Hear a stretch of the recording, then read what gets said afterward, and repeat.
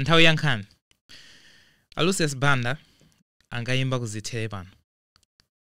Anangoyimisa show ija ndikusiya kuyimba. Anthu bwanji asanalemba pa Facebook kuti chani. Nasiya kuyimba chifukwa chiti naona Mageyi awiri. Anthu awiri akukisana mugulu. Nde ineyo ndi munthu wa Mulungu. Sindimatenga za Mageyi. In fact, he is quote yake analemba kuti ndipepese kwambiri kwa mafanzi anga kuzithere pano dzulo. Ngakhale ndinatsala nyimbo ziwiri kuti ndimalize koma zinativuta kumayimbabe kumaona amuna awiri akugwirana mpaka na kumakisana pafupi ndi stage yanga. Please never do that pamaso panga again. Remember, I'm not musically funded by any Western country. My donors, who are God the Father, the Son, and the Holy Ghost, have attached their funding with no sodomy condition. So, I don't want to violate the deal. Wow. Strong words, Mr. Lucius Banda. Strong words.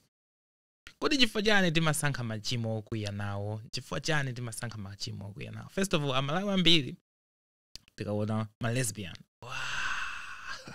Lesbian porn. Wow. Mageyi. Mageyi sakufuna kuchinda ifeyo. Or zitateka mwina so samadi wona kuti ndife okongola. Anyway, let's move on. Kuzithere pano kuli anthu achamba kumeneko, anthu akumamowa kumeneko, anthu akumenyana kumeneko, anthu akutukwana kumeneko, kuli mahule kumeneko. Kodi nchifukwa chani timasankha zokwiya nazo? And again, Bible musamayiwerenge half. Bible limalesa kuvala ma fabrics awiri, cotton, polyester. No, you can't do that. Bible limalesa kudya bombe, nkhumba. Mumashow mena maimba Lucius Banda kujiwaya sukhala nkhumba. Lucius Banda nene napo kuti ndava fungo la nkhumba. Bible limalesa zimene ndasiya kuyimba. Chifukwa chani kumashow kumakhala anthu akuba, anthu ena ndi ma certificate a fake kumene koko.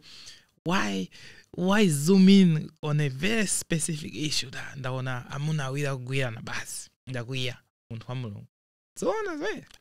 Ndiye kastori kamene kaka kalibe mutu mwangamu, and it's just bizarre to me. It's just bizarre. Bible amene limalesa zinthu zambiri. Simungali kwanise komaso Mageyi amene kumalawiko 14 years in prison. Angakisani kugulu. I highly doubt this anecdote. I highly doubt this anecdote.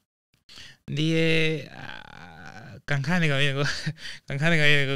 kama ndi, it's curious to me what happened ku Nthawi imeneyo kuzithere pano.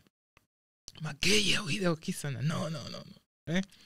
Anthu ena anamsupporta wachita bwino munthu wa Mulungu chanjani. Ena anambasha asedepo chani kunena kuti no, this is not how we do things. And then there you go. Bible imanena kuti ngati mkazi wako si virgin on the wedding day, kill her with stones. Okay? Kill her with stones. Bible imanena kuti ngati wewe kumenyana ndi munthu wina wake, munthu uja akukupanda, mkazi wako ndi kumugwira machende munthu uja. Nduleni manja mkazi wanu, osagwira machende amamuna. Bible imanena kuti you osabunyula. Bible limanena zinthu zambiri simungali kwanise. Ndiye paziko panopa kutakhala kuti basi ndizipanga zimene zozo. Ndiyoti basi sungamalowe basi muli ena kuyika chane muli ankhumba mmene momo chani. Nde mungazikwanise kodi. Nde zimenezo zimango ndisekesa kuti mwina bwana anangotopa, mwina something else happened. Koma Mageyi. Anyway,